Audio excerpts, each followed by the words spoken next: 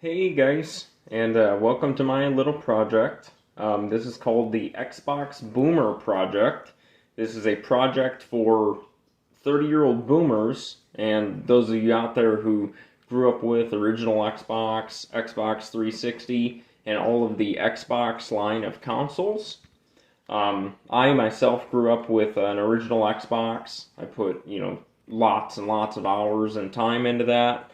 And of course, I progressed and went on to the 360 when I got a little older. But yeah, this is going to be a audio only format. The reason for that is because it's more convenient for me, and it should be more convenient for you as well. Because I listen to all my podcasts and stuff like that in a truck most of the time. So I'm listening, looking for those YouTube videos that are all audio and stuff that I can, listen to while I clean the house or while I'm pooping or while I'm, doing whatever, cutting wood outside. I mean, just whatever I'm doing. So I'm sure there's more of you out there that kind of like that format too. But I'm not gonna, talk and blab too much without getting into it. So this episode is actually the first one, like I said, and we're gonna be talking about Condemned: Criminal Origins. Okay. And that's an early Xbox 360 title. It was actually a launch title for the Xbox 360. There was I believe, a PlayStation 3 version that came out as well, and a computer version for the PC. And so I'm pretty sure nowadays you can still find the PC version on Steam, and I'm sure it's very, very cheap. But the Xbox 360 version is the version that I played, and the version I'm still playing today. I actually just got off of the game. As a fair warning, I did beat this game only one time in my life, and I beat it roughly, I don't have the date in front of me, but it was about at least 5 or 6 months ago. And I did complete the game on the normal difficulty setting. It was fun. It's a very linear game, so there's not really many different decision paths that you can take. There's primarily only one decision or choice in the entire game that you can choose. But that we'll save that for a little bit later. What else? This is a spoiler-free review or talk or little podcast show, whatever the hell you want to call this. And just as a disclaimer, I'm sweating my ass off right now. I've got a lot of chaos going on in the house, but this is one of those projects that I've been passionate about as far as talking about Xbox games, talking about 360 games. And if it wasn't going to happen today, then, I might not ever do it. So I just wanted to get rolling on it. Condemned: Criminal Origins. Obviously, if you clicked on this, you're interested in the game. And I've known this game, or about this game, I should say, for a very long time. I actually have the case in front of me, and the game disc and all that. And I remember when I was younger, this game came out when I was still, a teenager or something like that, a child. And I remember going to GameStop, and I would see that case on the shelf. And what it is, if you haven't seen the game case before, which there should be an image somewhere on the screen of it, it's actually almost like a man with his eyeball, kind of like forced to the center of the cover art, and he has chains wrapped around his head. And I remember seeing this picture when I was just a little kid or a teenager, and I was like, ooh, I wanted to play the game, but I was too scared. Like I wouldn't be like, Dad, can you buy me this game? Because just, when I was a little, snot-nosed shitting kid, everything scared me in Xbox games. So something like that. If I played Condemned: Criminal Origins when I was a kid, that definitely would have gave me nightmares, because back when this game came out, there weren't many photorealistic horror games out there. I mean, I remember around this time I was playing some horror games, and they were more like, the first Resident Evil game on PlayStation, and that would like scare me as a little kid and make me like, oh, Dad, can I come in the room with you? So I mean, I definitely couldn't have handled this game, at the age I was when it came out. But yeah, this game has been around forever. And even though 360 games, as of the day this is being recorded, even though 360 games have jumped up in price quite a bit on the secondhand market, because the 360 store is shutting down and everything now, actually in like a week, I want to say, which is very sad. This game is still pretty affordable as of the making of this video. I want to say, I mean, I bought this once when I first played, the game when I was younger. And, I mean, I only paid like $12 for it or $10, something like that. And then when I went to rebuy this just a couple years ago, I want to say I paid $15 for the game. That's a complete in box. So I got the cover art, the manual, the game disc in good shape, good condition. But some cheese ball, unfortunately, on my copy of the game, they put a price sticker from GameStop on the actual cover art, which that, if you're a collector, that sucks. Nobody wants that. But yeah, what I do remember when I got this game, because like I said, I got it a little bit when I was a little older, because I couldn't play it at first. I was in high school, and I must have been probably like 14 years old, 15 years old, and the game was very cheap at that point, because there were games like Battlefield Bad Company 2 out. I think Battlefield 3 might have been just coming out, or maybe it just came out around the time I actually got this game. And so there were much higher quality of graphics, graphical games on the Xbox 360 at that point in time. But I used to use that to my advantage, because I would go scoop up all the games people didn't want anymore for dirt cheap. And this game was one of them. And so I remember I had this thing sitting on my shelf, because I bought it with the second game. So the second game was already out, because there's 2 Condemned games for the 360 and all the other consoles. And I had them both sitting on my shelf for a long time. And I only played them, maybe for like 10 minutes just to try the game out. And then I shelved it, because we're all, playing multiplayer back then. And my buddy came over the house, and he's like, hey, can I borrow these? And I'm like, yeah, dude. Take them, and just when you're done, give them back to me and let me know how they were. And he, immediately, the next few days, he played through both the games pretty much back to back. And he came over my house and gave me back the games, and he's like, dude, this freaking game's wild. You're hitting crackheads with 2x4s, and you're like throwing bricks at them, and they're like methed out, and they're like chasing you around the subway.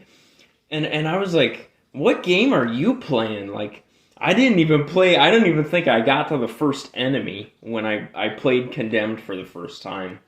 And so I was really interested at that point. And so when he gave back the games, I was very, very, excited, because I didn't know it was like that intense of a horror game from the way he described it. I mean, in high school, this game left such a mark on us of just like inside jokes. We would go around school making crackhead noises from the game to each other, like in the hallways and like while the teachers were talking. And my friend did the crackhead impression perfect. He would be like, like he would make all these crazy noises, kind of like imitating the serial killers in the game. And we even drew comic books in school when we were supposed to be, actually like doing quiet, study time in class, or we're supposed to be, working on an assignment. We would make these little Condemned Criminal Origins comic books, and we would draw my dad in them, of like my dad walking around Condemned Criminal Origins and fighting the crack zombies.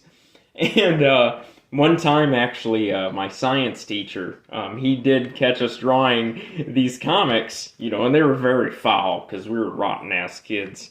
And he said, give me that damn thing. And of course, he looked and saw like the stupid Condemned Criminal Origins comic and threw it in his desk and just never said anything about it. But yeah, so I've been playing Condemned for a long time. And I finally, as of 2024, I finally beat Condemned Criminal Origins all the way through. So I'm going to tell you all about it. This is going to be a long podcast. It's going to be as long as I need it to be to convey what the hell this game is to you. But yeah, my like I said, my console of choice for this game is the 360 because that's what my memory lines up with. That's how I remember the game sitting on store shelves. So that's why I bought it for the 360. Now the graphics in this game, because it was a launch title, they are very dated. So I'm sure when the 360 came out, a lot of these textures and a lot of these like the different particle effects were amazing. I'm sure that was the case. I have no doubt in my mind. But I don't really remember people talking about Condemned when the 360 first was coming out in the first like year or two of it being popular. What I remember is everybody was talking about Gears of War. That was the big game when the 360 came out, was Gears of War 1.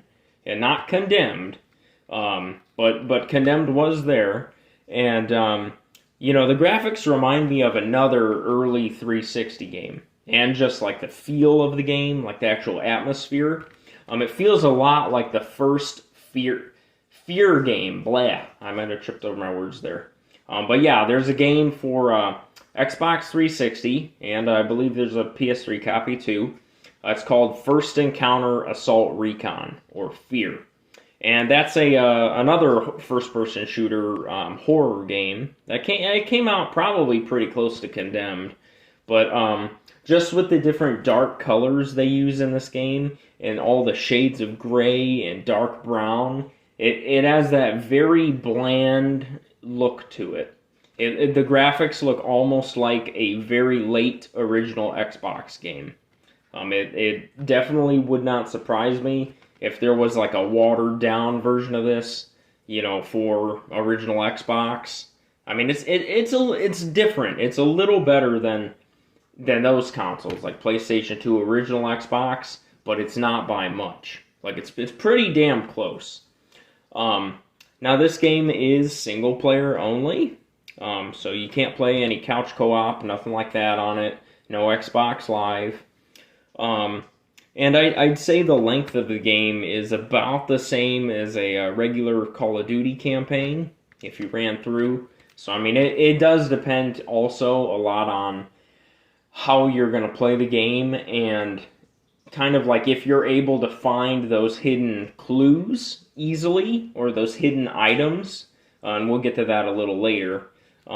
Because I did move very, very slowly through this game when I got it. Because even though there's not really an inventory system per se, there is a lot of like shuffling items around and finding new items within the game. And they're not always very easy to find. Like you could definitely find some spots in this game where you pull out your phone and you're looking like, oh, where do I find the damn shovel to open this, hit this pipe with to open the gate? Or, you might be like, where's the damn fire axe hiding? Type in Google or Chat GPT or something like that. And we're going to talk about some of that stuff here. But just know it can vary a little bit. But this game does have a couple different difficulty settings. I did play it all the way through on normal, so that's all I have experience with. And I'm going to say, especially for your first run through, normal will give you a run for your money. I mean, I've been playing Xbox 360 since basically 2007-ish, and maybe even earlier. And, that it was tough. There was a couple parts that were making me pull my hair out and, pissing me off. And it's not an easy game. I mean, when I say first-person shooter, it is not like a Call of Duty or a Battlefield, anything like that, or even Fear. It's in its gameplay, it's very item management centric, and I guess I should say resource management centric, because there's a lot of shuffling stuff around, and it's gonna make sense as I explain it a little deeper. But yeah, there's a little more depth on this one as far as like how you're actually gonna get through from level to level, as opposed to just like blasting everything, with a machine gun or something. Um, Now, the game, one thing that I think why I shelved it when I first got this, many, many years ago, um, it's very heavily, melee combat focused, and I didn't expect that. I thought it was going to be more like a shooting game, like a Fear, or, something like that. Um, but while there is plenty of guns in the game and shooting, there's a lot more melee combat, because the guns are very scarce. So in this game, when you do find a gun, you're gonna basically want to get it as soon as you can. You're gonna want to lay hands on it because they only have so many shots in each gun. So depending on where you find it at and what that weapon's been through, let's say you find the starter handgun. It's like a 1911 style pistol. I believe that holds 8 rounds. And the very unique feature about this game and the firearms is that you cannot reload guns. So let's say you pick up that pistol that has 8 rounds in it. Once you shoot those 8 rounds, you no longer have that gun. Your character basically is going to flip that gun around to where he's holding it, by the muzzle end or somewhere else, and you're going to use that gun as a melee weapon. And if you want more ammo for that gun, you have to pick up an entirely new pistol that, let's say, like an enemy dropped, or you found like there's a couple gun safe locations, which if you find optional tools like a crowbar laying in a corner, like kind of hidden in a different room, you'll be able to pry open that gun safe and then get a new firearm, for example. There's a couple of those throughout the game. But yeah, so it's very unique because you're not just blasting stuff, smoking enemies and just running through. It's very like if every time you miss a shot in this game, and there is no aim down sight, so it's all pretty much your character's running around like a early Valve game where he's just shooting from the hip and you got a small crosshair. So it can be kind of challenging sometimes to actually hit your enemies. And like I said, it can piss you off. That's one of the things that pissed me off. But it's done intentionally. It really does, make finding a gun in that game pretty special throughout most of it. I will say later in the game, you do find quite a bit more firearms, and they start to really ease up with resources because you're going to have different things hitting you at once. So I will say this game is weird because it's almost like 2 games in one. I would say somewhere in the middle of the game or towards maybe like 2/3 of the way through, it does change significantly on how the game plays. In the beginning of the game, it's very slow, it's very ominous, and I will even say the first half of the game or so is extremely repetitive. It's almost enough to make you not want to play the game after you've been using the same weapons for so long and going through the same dark environments and hallways. And then finally, after the first like 5 or 6 chapters, you hit a wall where you pass, and you'll know it when you get there. You'll be like, "Oh, dude, like this game just got way better." Like it's almost. I haven't seen any interviews for this game or anything, But the way I look at it is, since it was an early Xbox 360 game, I believe they were trying out a lot of different things that they were able to do for the first time on a console. So that's my best guess, is that they tried to play with a lot of different things all the way up until the end of the game in its design. Because you can see, the first half of the game is very bland when you're running through, department stores and alleyways and abandoned apartment buildings. It's very bland, and it's the same enemies. It's still entertaining if you can appreciate it, stepping back in that kind of the time that it actually came out for the first time. But compared to modern games, if that's what you're used to, is a lot of later Xbox 360 games or Xbox One or whatever, it's gonna be a change for you. But yeah, so going back to the melee weapons, you do have a variety of weapons that you can find throughout the environment. And so you're not usually spawning into the level or the chapter with a set weapon. Sometimes you do. But usually, you'll start off and you'll always have your taser. And the taser is an infinite use weapon.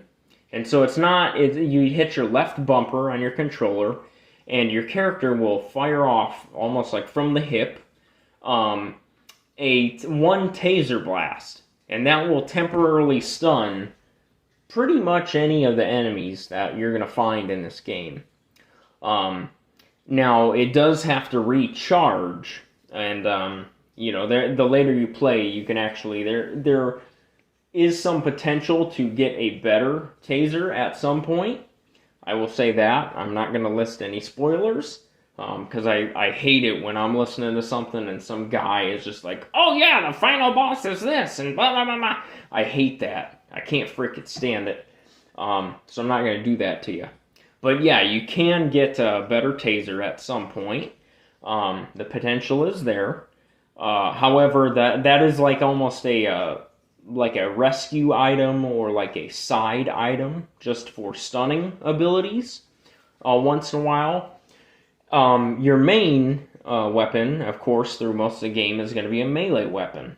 So how you find these is you can look in the environment, and if you see some pipes on the wall, you can go over, and usually it'll pop up a little notification box in the corner of the screen, and it'll show you the different statistics. So it'll just show you basic stuff like, your damage, if it has a little green plus in the box next to damage, that means that the weapon on the wall, the pipe or whatever you can rip off of the wall and use, that's going to have greater damage than whatever your character has in his hands. And the other statistics, I believe, are reach, so how far your character can swing that weapon and get a hit. There's also, I think, blocking. I want to say blocking was one. And then speed. And blocking, of course, is just when you hit, there's an actual blocking mechanic with the left trigger. So if you hit the left trigger in time, if you're being attacked by another enemy, you can actually block that attack. And it'll kind of parry them and open them up to be, where you can attack them for a swing or two and get some hits in. Because there's a lot of it's a dance with the melee combat in this game. It's really, really special. There's not a lot of games that kind of do something like this. But then the last attribute that you'll see in the corner of the screen when you look at a weapon is speed. And that's because a lot of your pipes and your 2x4s that you can attack enemies with, those are going to be the fastest weapons in the game generally.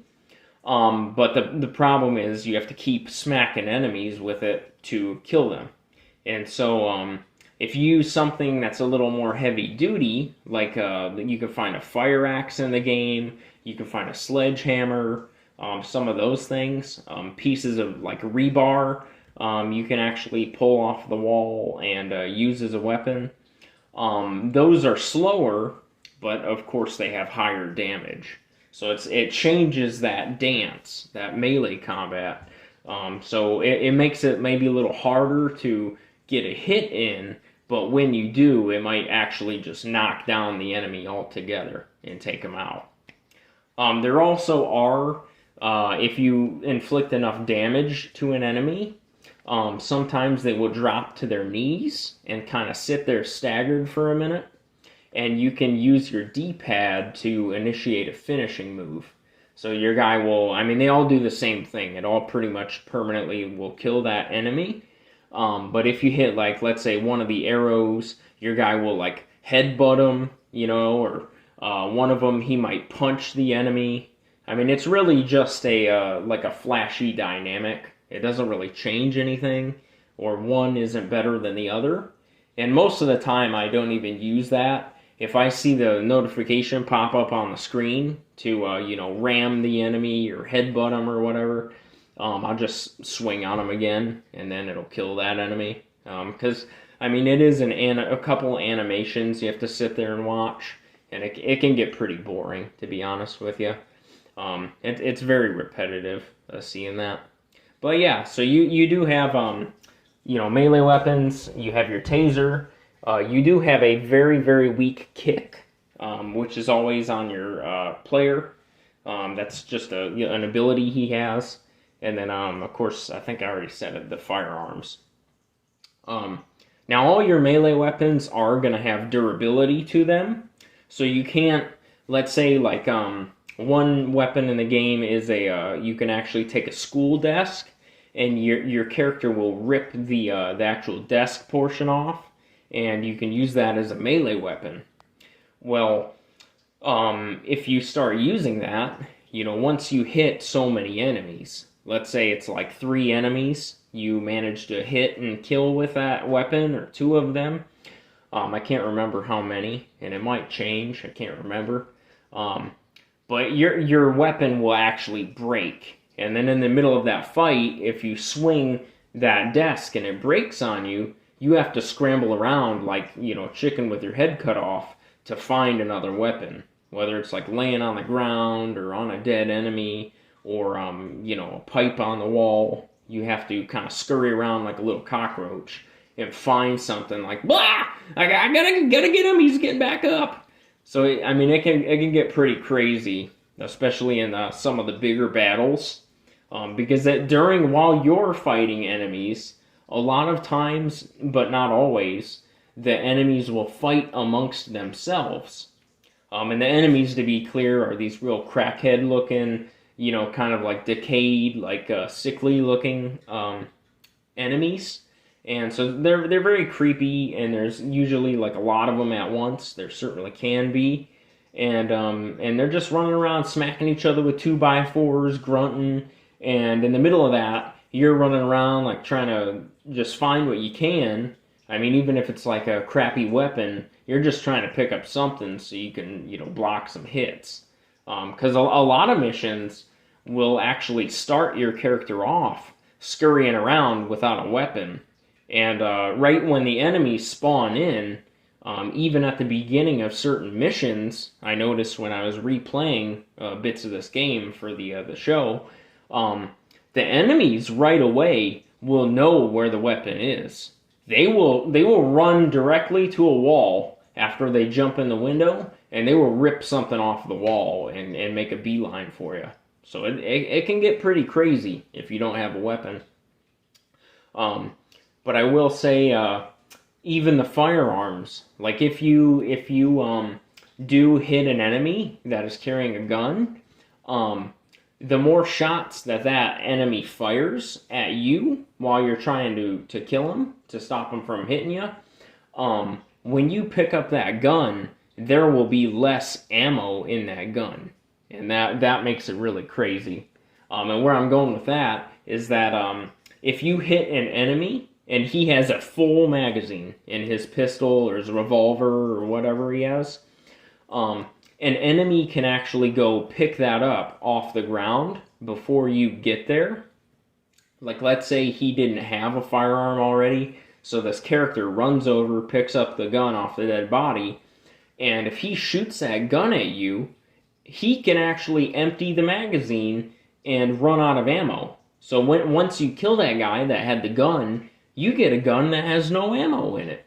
So it's very tricky how they design the melee combat, because you pretty much always want to bum rush the guys that have the guns. It's pretty nuts. But now this is one gigantic complaint I remember having when I was playing through this. I call it weapon juggling. And what I mean by that is that in the game, like I referred to earlier, there will be certain, linear set pieces that to activate, you're going to have a certain weapon. So you'll go up to a door after, searching for this door for 15, 20 minutes, trying to find out how to get through the level. You'll go up to this door after you finally find, where this is and kill all the bad guys. And the door will say pretty much like, oh, the door is locked. A fire axe is required.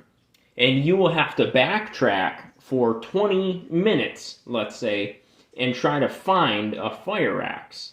And the fire axe is usually like either on an enemy that hasn't, came to attack you yet because you haven't activated them, or it could be like hiding in the corner of a room and, the flashlight is really dark and the game is really dark in general, so maybe you didn't see it your first pass through. But you basically will be at a standstill. You won't be able to progress without that weapon. And it's interesting because pretty much all of the key items that you need to progress in that game are going to be weapons. And so, like, one example is the shovel. So when you pick up the shovel, it's like a regular, flathead garden shovel, or like a coal shovel, if you think of that. If you want to open a gate, there will be a piece of conduit connected to a keypad, and your character will jam the shovel through the conduit and break the keypad, and that's how the gate opens. Or like I said, the fire axe on the door. Some things you will need a crowbar to pry open. And what I mean, going back to that term weapon juggling, is it really sucks in this game because you can only carry one weapon of any kind. And that's through the whole game. So your taser you're always going to have. Like I said, that's like a side item. It's not relevant. But as far as your melee weapon or your gun, you can only have one or the other. And that's really, in my opinion, the fatal flaw to this game. If I were to change it, I would change it to where you can have one gun and one melee weapon at the same time. But unfortunately, a lot of times you'll just, kill an enemy in time before he shoots at you, or you'll open a secret safe that you found somewhere, and, you'll be like, oh, sweet, I have a shotgun with 5 rounds in it, which the pump-action shotgun in this game, it's pretty much, not for, the entire game, but especially in the beginning and middle sections, most of the enemies, it's going to kill in one hit. So it is a powerhouse weapon for a lot of segments of the game. And, you're going to be very excited when you get that gun just to come to, that locked door, and the game is going to spit in your face and be like, hey, sucker, you ain't coming through with that damn shotgun. You got to go back and get that fire axe.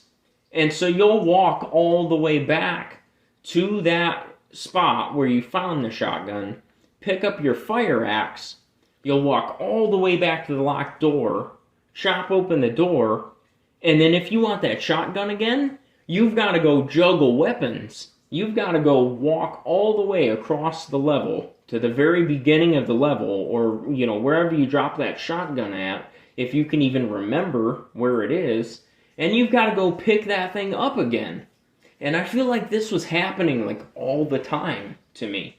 And there were even some, segments of the game where I was trying to to do true weapon juggling. And what I mean by that is that if I found one of these locked doors where, let's say, I needed a fire axe to get into it, I would have my shotgun or my, there's other weapons. There's like a submachine gun. There's it looks like an M14 or an M1A style rifle. There's a lot of different firearms in the game. But when you find a really good weapon, you don't want to give that up. And so if I had to carry like the crappy crowbar to get into something, you can actually tap A on the item you need to pick up. So let's say it's you have a crowbar in your hands and there's a shotgun on the ground. When you hit A to pick up that shotgun, he's kind of going to toss the crowbar on the ground. And so it'll land like a couple feet away from where the shotgun was. So if you do it right, which it takes a ton of time, and it's very, very slow, and I don't recommend it to anybody, but it's something I did try, you can keep tapping the A button to juggle the weapons, and you can kind of juggle the weapons down the hallway, instead of having to like walk all the way back across the level to go get that shotgun or that rifle or whatever it is. You can kind of just flop them around on the ground, or your guy's just throwing shit all over the floor, and you can kind of get both of them towards that locked door. But it is very, very slow, and it's not very practical. But I did try that for sure. Let's see. There is a ammo dynamic in this game. So you don't actually have like a HUD for your ammunition per se. So like I said, you have one magazine in all of the firearms, unless they're empty, in which case you can't reload them. But you hit the Y button, and your character will actually look and inspect the firearm, and he'll tell you, it'll then show for like a couple seconds on the side of your screen how much ammo you have. And this is a tricky dynamic, because if you press the Y button when you're, let's say, like coming around a corner, and let's say there's an enemy there waiting to attack you, your character will keep checking that ammo, until he's done. And so that enemy, if you do it at the wrong time, he can land some hits on you before you can even do anything. And so you want to be very careful checking how much ammo you have. It's almost better, like I got in the habit of, when I would pick up a firearm, I would hit the Y button right away and inspect, and my guy would like pop out the magazine, look in there, and it would be like, okay, you've got 7 rounds in this handgun. And then I would just count my rounds in my head as I was shooting at enemies. I'd be like, okay, boom, 6, boom, 5, boom, 4, and I would just keep doing that. And then if I found a gun that had more ammo in it, I would swap it out almost immediately. But yeah, there is no inventory system like in a menu, like Resident Evil 5 or something like that, or like an RPG game. It's all just actual like physical props that you're going to have to manage floating around the levels. Like different, pieces of rebar you're going to be juggling around, running back for when your weapon breaks. You're going to break your shotgun and have to juggle around and be like, okay, where did I see that, submachine gun that had 5 rounds in it or whatever. Now I will say, because I'm saying a lot of different things about the levels, the level variety, like I said, in the first half of the game, it's very bland. The first half of the game, you go to like a department store, which is, it's a lot of like escalators and brown coloring, and it's very samey. There's a lot of copy and paste going on. There's dark, apartments like I referenced earlier, and all of these locations take place in a very urban, like a metropolitan area. And I would almost compare the area to like a Detroit-looking area. It's very like Detroit-esque. And it's just a very dark, first half of the game. You go in a lot into subway tunnels, and that was one of my least favorite parts of the game. A couple different times when I was playing on the subway tunnels, I did take a couple day break from the game just because it was getting kind of boring. There wasn't a lot of like development with the story or with the new items or characters or anything, and it just got boring. Especially because we're very spoiled with these new games that are coming out, and they're all really great quality. I mean, a lot of them, anyways. Um, but if you can get past that first, like, let's say, like, if you can get past the department store mission, or maybe like the mission after that, things start to heat up. Because after that, the level variety does get significantly better. There are two missions that take place on a it's an apple. Bleh, bleh, bleh, bleh, bleh, bleh. It's an apple orchard. Sorry, I've been up for a very long time after a long shift. But so you go to this apple orchard, and you're first gonna go to this farmhouse, and the farmhouse it's a set of objectives that can be completed kind of in a various order. And it is a pain in the ass, but it was a very unique mission compared to the rest of the game. And there's also an actual outdoor portion towards the end of the game at an apple orchard. And I'm not going to say exactly what happens or what you're going to encounter there, but I loaded up that mission for the first time at the apple orchard, and I was freaking blown away. For me, it was the last two missions of the game that really like saved that game, and I just thought like, oh, okay, like this is going in the pile of games I like now, because it was getting like a medium, like moderate kind of meh review as I was playing through it. I mean, yeah, it was just like, yep, this is another first person shooter, survival horror type Xbox 360 game. I mean, there's a lot of different games similar, but without the melee mechanics out there. But I mean, even the colors that you see towards the last like 2-3 missions of the game, I mean, it's just like they used a lot more depth in the actual animations, and there's new characters that you're gonna meet in the last couple missions of the game, and even if you get to the school, there's a mission where you go to like a school. There's trying to think of the other ones. There's a library. The library mission is pretty crazy. I mean, once you get past that department store, it really starts to amp up. I do remember that. But yeah, so it really depends on you, what you're gonna feel about the variety levels in the game. Like I said, I just can't stress enough, that last apple orchard mission is freaking amazing. I actually I loaded it up, and I was just gonna play it for a few minutes before the podcast yesterday, or the show, whatever we're calling this, the Xbox Boomer Project, and I loaded it up to play it for like 5 minutes, the last mission of the game, and I was so into it, I played it all the way through from start to finish, and I was like, oh yeah, like damn, that was a good mission. So I mean, I can vouch for that one. Now a lot of the characters I haven't mentioned yet. So you do play as Ethan Thomas. That's your character's name, and he is a generic brown-haired FBI agent.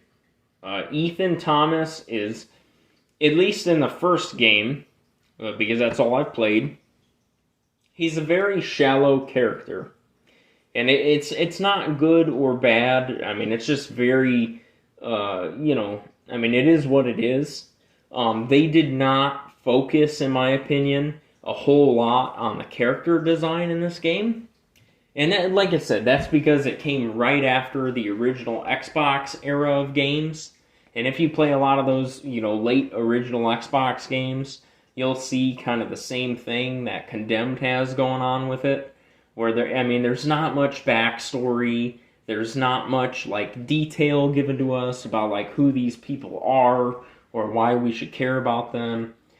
And I mean, for what it's trying to do, because it pretty much was just a graphical showcase for the Xbox 360, it does okay with that.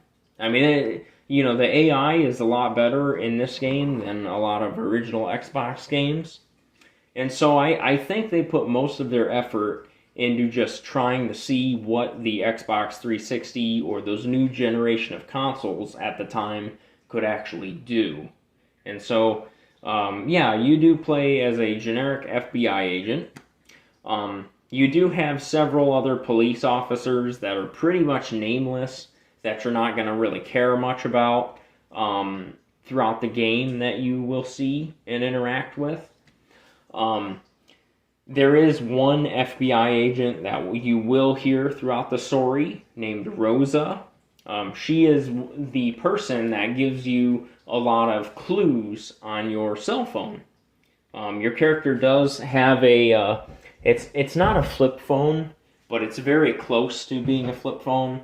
It's like one of those early 2000s, those one-piece plastic button phones. And it's funny because when you see that in the game, you can tell that's what people were using, when the game came out. And so it's just funny to look at that from, a timeline perspective. But yeah, you'll, especially through the first half of the game, you will have Rosa contacting you and kind of being like, hey, I think you can find this guy over here. Why don't you go check in the library? Or, not the library, like the school. Or, hey, I think you should come here and give me a sample of this liquid that's on the ground. And she'll kind of guide you along. And you will get random phone calls where your guy will walk at a very slow pace through the level. And you'll have to listen to these mandatory phone calls. It's almost like how in Halo 3, if you played that, Cortana throughout the campaign will kind of give you like a vision and try to talk to the Master Chief, and it slows down and you're kind of stuck in those sequences. It's very similar to that, but usually at least once per mission, you will have several detective tools that you'll have to use. And these can be very confusing at first, but they're not a huge part to the game. So if you just bear with them and kind of slug through those sections, you should be okay.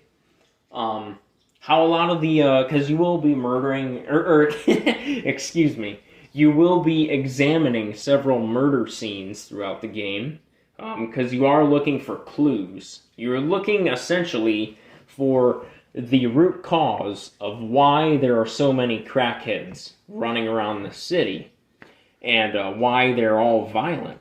Because the game will give you a little bit of backstory about how crime is on the rise, and murders and violence is on the rise as well.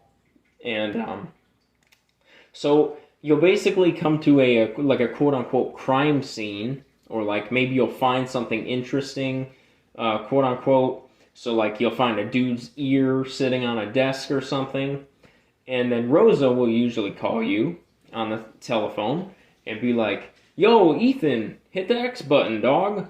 And you'll click the X button, and it'll pull up several of these weird gadgets and gizmos, and it'll kind of tell you on the screen, like, oh, look at the jelly hanging off the guy's ear and hold the right trigger, or, look at the blood trail and take a picture of it, zoom in with the left stick. So there's a lot of little, quirky things to this game, which I think some people will be really interested in. Just because it is kind of weird and unique and kind of like, early Xbox 360 style of like weird. So that it's kind of interesting to see, but overall, I mean, I really didn't need that in the game. It's kind of like, I mean, I could take it or leave it. Now when I beat this game, I will say, I mean, right away, this game, I'll spoil this, and it's not much of a spoiler at all, I promise you. This game does have a somewhat cliffhanger ending, but it's not really. At the end of the game, you'll be thinking, what the hell did I just see? Like, what the hell was that? Like, I mean, if you played this when it first came out, and you got to the ending, yeah, you would have been pissed off, and you would have been, I mean, rightfully so. Because there's not much of an ending to this game. I mean, it leaves the last, like, 2 chapters or so leave more questions than answers. So that was a problem. But like I said, there is a second Condemned game now that you can buy if you're looking to, get this game or, download it or whatever. The second game is called Condemned 2 Bloodshot, and I cannot vouch for that game. I've only played it for a very brief couple hours, and I will, whenever I finish that, I will get you guys, show about it. But yeah, because the game ended like that, I did have the urge to jump right into the second game. I wanted to know more. I wanted to know, like, wait, what, huh? What the hell do you mean? What just happened? And I didn't, because I put in that second game disc and I played for about an hour or two, and I just got burnt out on Condemned. I mean, it's that, melee heavy focus that just frickin' took the wind out of my sails. Because I don't like love melee games. I don't love like melee combat. That's not why I bought Condemned. And there's just a lot of melee combat. I mean, there's no getting around it. There's a lot of blocking and hokey-pokey and enemies hiding around corners, and then they do a little spin twist, and then you die. Because the enemies do love to kind of hide in this game, and you'll just see like the edge of their face poking out around a corner, or like their hair sticking up, behind a pillar or something stupid like that. But I would say when I first beat this game, I thought that it was not going to be very replayable, because like I said, it's a very, linear game. There's not a lot of different choices you have. There's only one choice you have at the end of the game, and unfortunately, and this is not really a spoiler, the choice you have to make does not affect much significant at all. There's not that satisfaction of making that decision that I would have hoped. And you'll see what I'm talking about at the end of the game.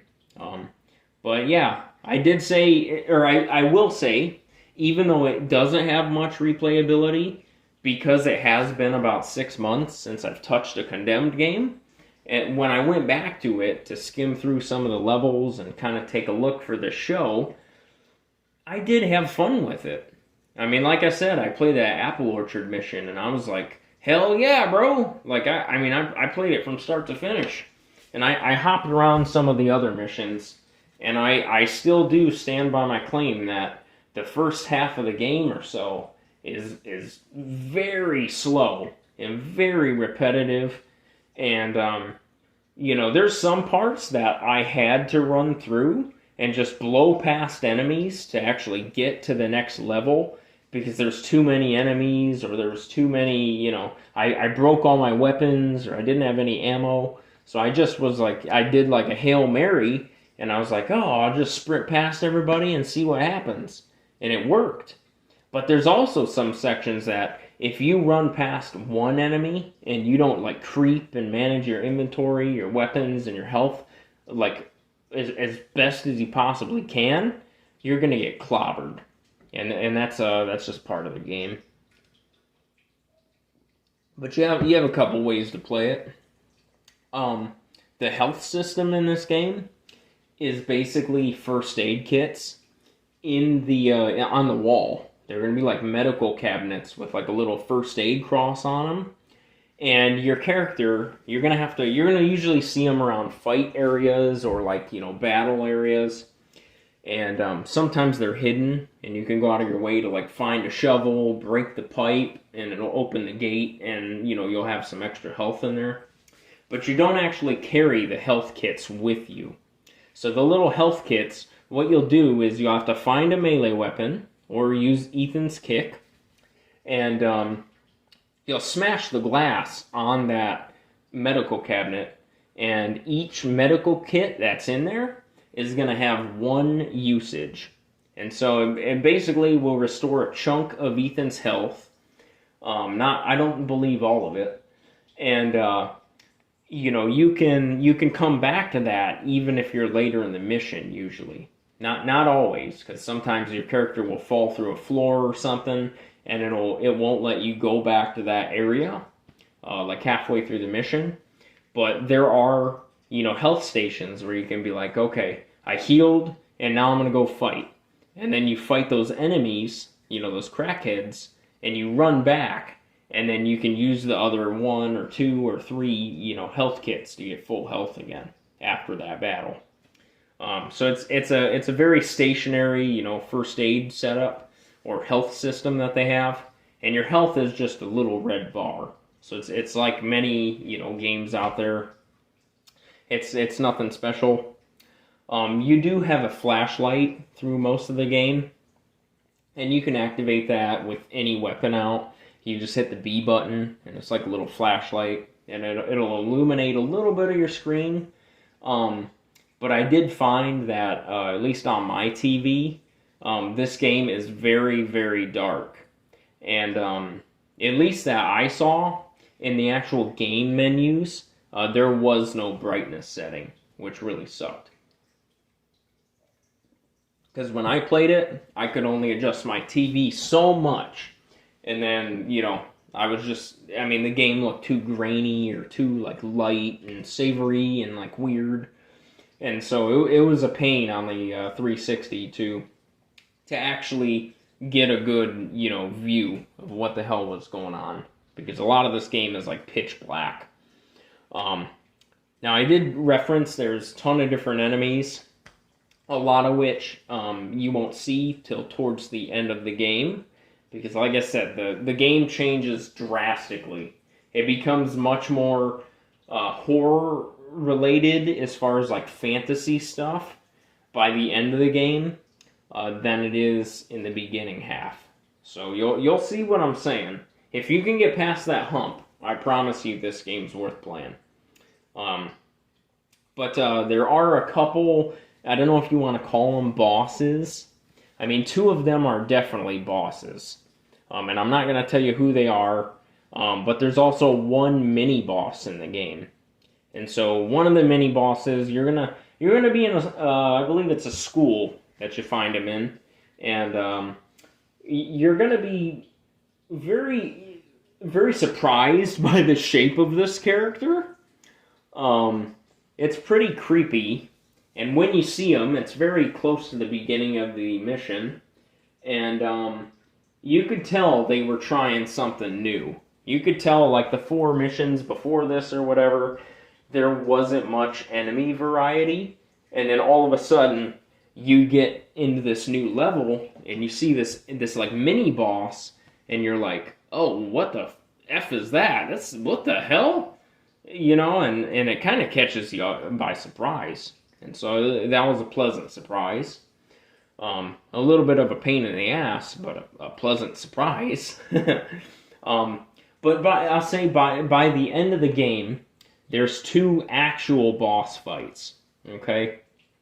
And I'm not going to spoil anything, but one of them, you're going to be running around for a hot minute, and you're going to be running around inside, going in circles. And you pretty much have I believe it's a fire poker, like something you would use to stoke a fire in a fireplace.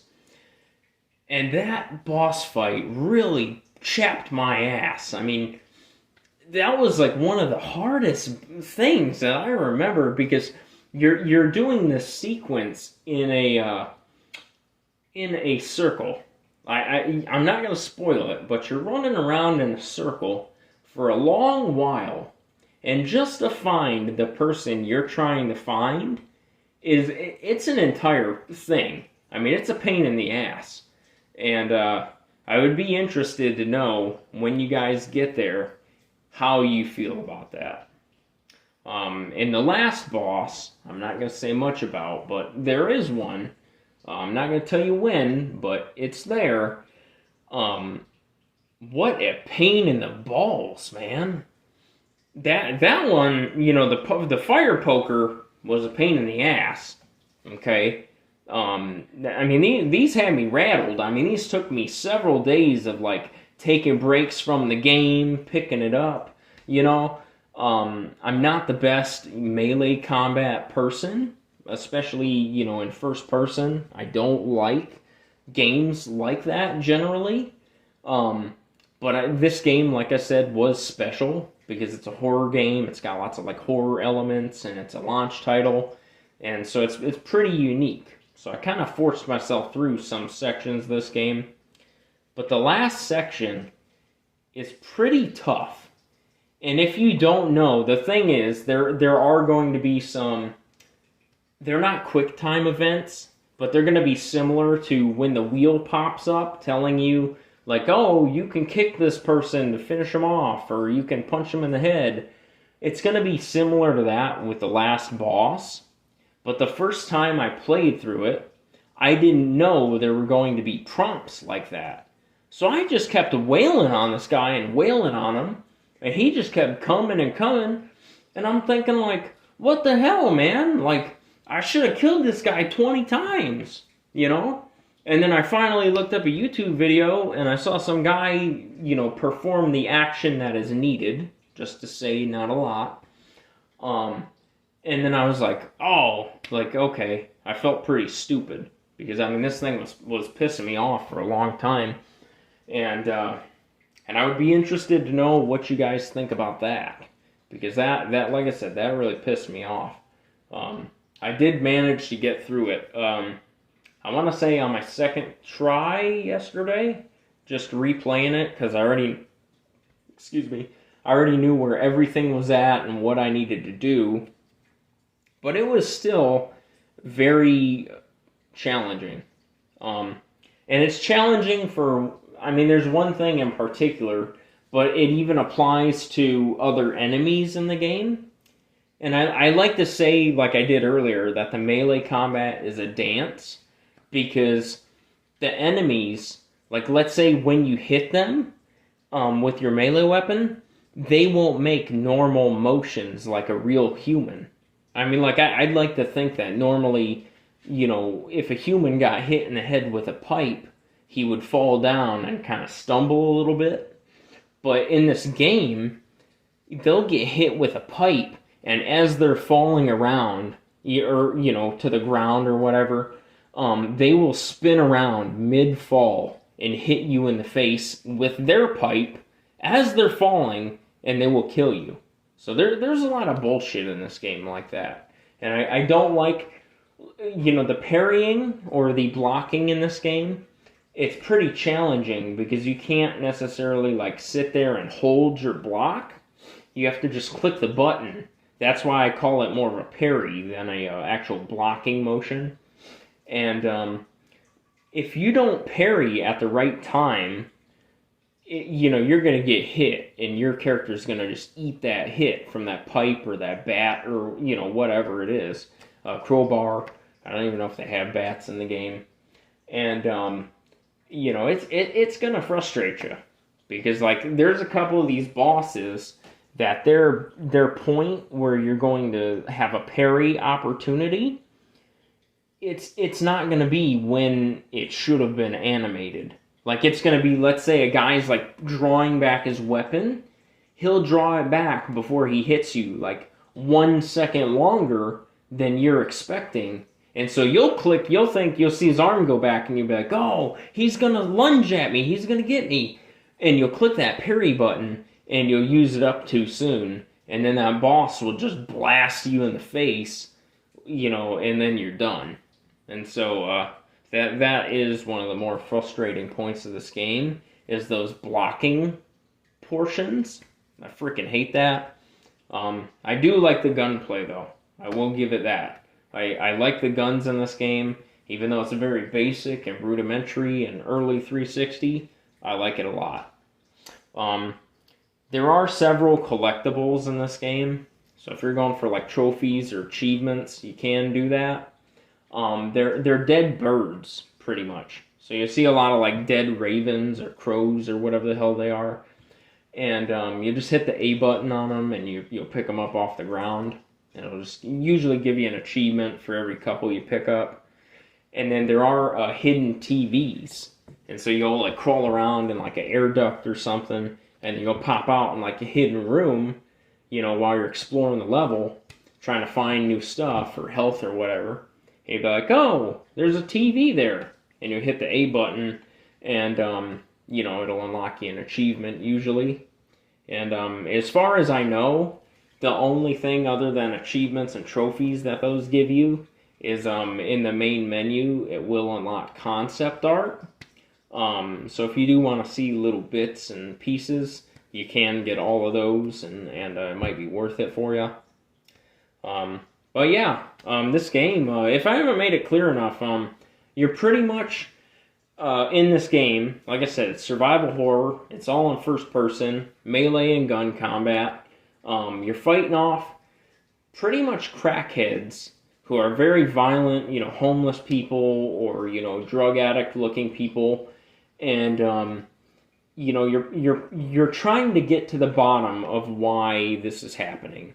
And in the very beginning of the game, you do get framed for the murder of a couple of fellow police officers, and you're framed by the serial killer, the matchmaker. And so you're going to say, oh, I'm going to go find this matchmaker before the police catch me and falsely imprison me, and I'm gonna clear my name. And that's kind of how this whole story portion of the game kicks off.